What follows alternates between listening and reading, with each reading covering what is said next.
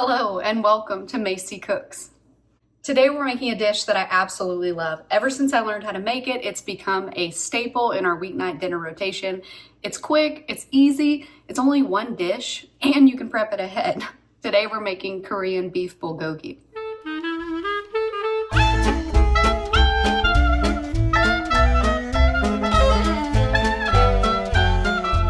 Now, for those of you who aren't familiar with Korean bulgogi, picture super thinly sliced beef, savory, sweet, sticky, umami-rich, served on top of a nice bed of warm rice. We typically serve ours with a little bit of kimchi and thinly sliced green onions and toasted sesame seeds. So if that sounds delicious to you, let's get started. So to a blender, we are going to add a half a cup of dark soy sauce. Then we're going to add 3 tablespoons of toasted sesame oil, 2 tablespoons of grated ginger, along with 4 tablespoons of brown sugar. This is light brown sugar. I've made it before with dark brown sugar and that was fine too, so just whatever you have. Then you're gonna add either 6 small garlic cloves or 4 large ones, and I've got the big boys, so we're just gonna throw those in. Make sure to get the little butt off the bottom. You don't want the stem in there. Next up, you want to add the gochujang, which is a Korean fermented red chili paste. You can find it just on like the international food aisle. It's usually in a jar, sometimes in a little squirt bottle with a red lid. I have noticed that there are some that'll be like scaled for heat, you know, with the little pepper at the bottom. This one happens to be mild, but I've made it with a spicier one too, which again was delicious. But if you've got kids at home, they may not want it spicy. So I'd say to look for the mild. I just love the way it smells. It's like very vinegary and a little bit of that sweet pepper heat happening. You can definitely smell that it's been fermented in a very good way. We're adding 2 tablespoons of that to the blender. Lastly, to our marinade, we're adding, in my opinion, the most important ingredient, which are these Asian pears. You can find these just at the supermarket. What's amazing about these pears is what they do for the marinade. Now, similarly to like pineapples and other acidic fruits, they are rich with an enzyme called bromelain. And what bromelain does is it starts to break down the protein structures in the meat, which is why it's great for marinades.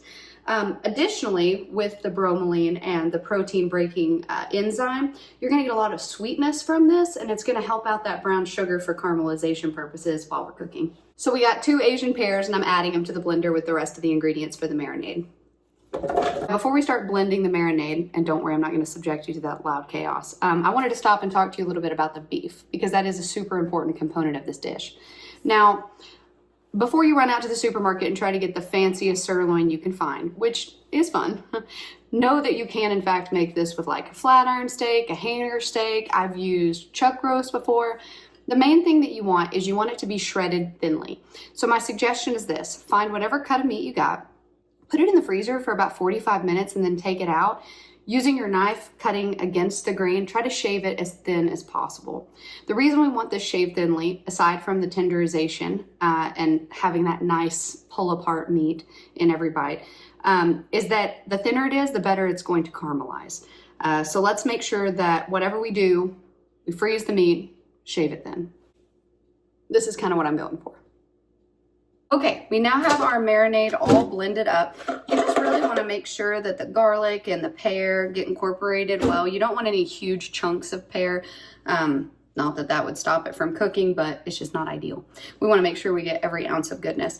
Now, the flavor that you're looking for, it's sweet, mildly spicy, poquito, with a little kick from the ginger. That gochujang is really adding a lot of zingy component. Get down.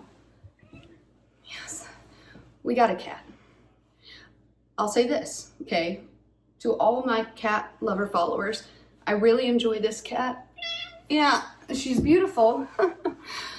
Don't judge me, okay? It's just that I wasn't born into a cat family. We didn't grow up with cats, but my youngest really wanted a cat. So we got a cat, and I love her. She's great. And most days we get along awesome. She snuggles me on the couch.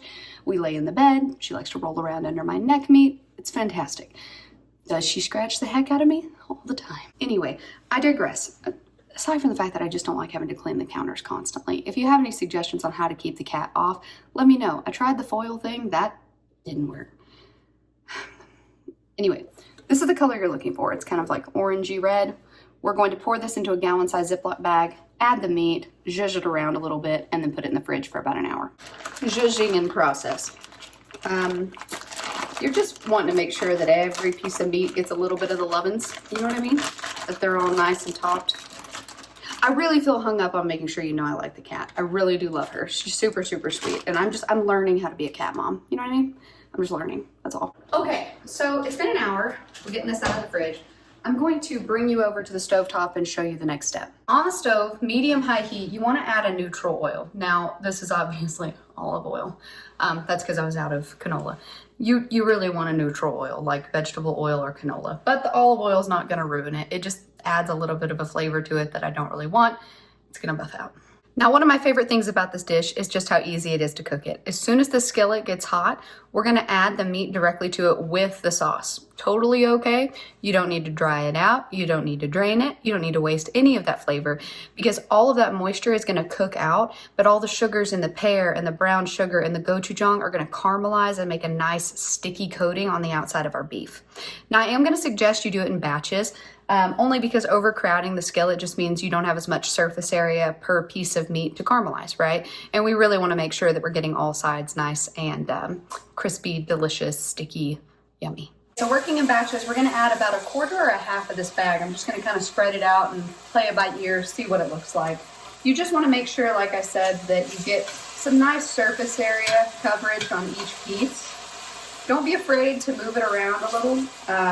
Like I said, it's going to be in the skillet for a while. So get it in there, get it the way you like it, and then leave it alone. So you'll notice at first that it is a very, very wet skillet, right? We got a lot of liquid in there. Do not fret. All of that liquid is going to evaporate off and we're going to be left with a nice sticky beef. While the beef is cooking, let's talk rice. The main thing that you want is a nice short grain white rice. Ideally, it would be short grain. You don't have to run out to the store to get anything special. I've cooked it with what we've had on hand, but my favorite personally is jasmine rice. I think it just offers a really nice flavor component to it. Jasmine has kind of like a floral, I don't know, it's very aromatic. Like when you smell it, you're just like, this food's gonna be good. You know what I mean? Jasmine's my favorite. I've also used this short grain like sushi rice before, which does add a nice sticky component, but I do like for the grains to be slightly longer. I've used basmati rice before, that's been good. I've even used brown rice in a pinch, but I would definitely recommend just a short grain white rice. Okay, so hang with me, okay?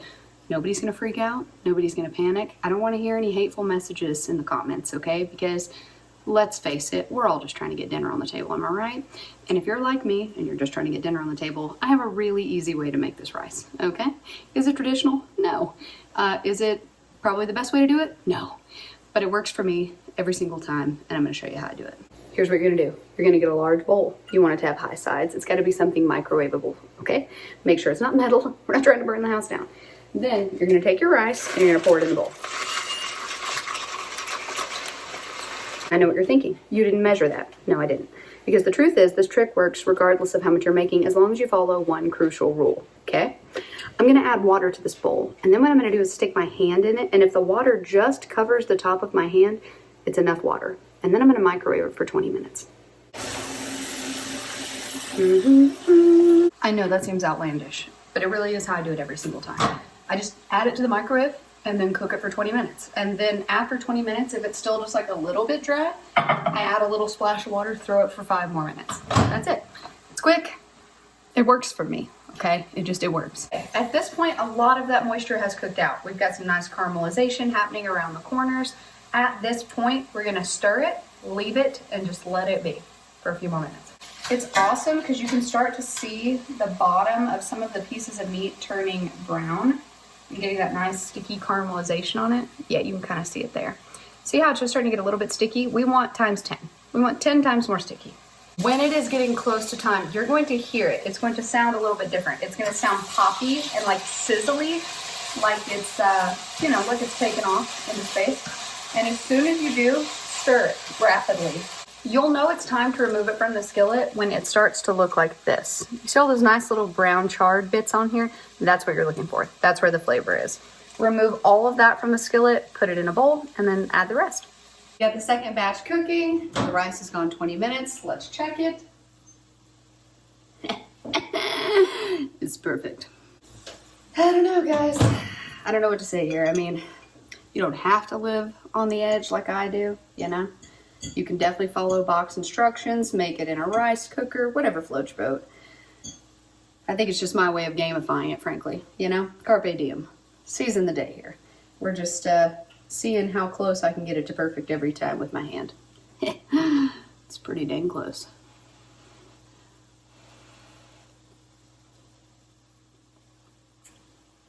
Batch 2 is almost there. Now you'll notice the color slightly darker, and that's just because there's a little more marinade, a little more sugars cooking in there. This batch is always going to be slightly more wet. I personally am fine with that because I like for there to be a tiny amount of sauce to drizzle over the top of the rice. So when it gets to this point, I'm going to go ahead and pull it. Altogether, each batch took about 12 minutes to cook to get to the right sticky consistency that you're looking for. It's going to vary, obviously, based on the type of dish that you use to cook it in. You want it to be heavy bottom so it can hold a nice even heat, but it's going to vary, especially if you're cooking on gas flame versus electric. But for mine, it took about 12 minutes each batch. Y'all, just look at that. Just look at it. It looks delicious, and I bet it's going to taste delicious too. Like I mentioned earlier, I like to pair mine with a little bit of kimchi. So let's see how it is.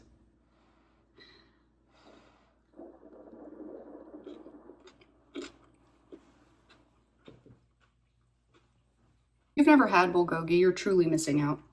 It's sweet, sticky, savory, comforting. I guarantee you that you will want to add it to your weekly rotation. And the best thing about it is if you have leftovers, which let's face it, you probably won't, you could eat it cold the next day, like in a salad with cabbage or maybe like a nice ginger slaw over the top. It'd be delicious. I truly hope you give this recipe a try. It is one of my family's favorites, one of my personal favorites. I think you'll love it. Good cooking, y'all.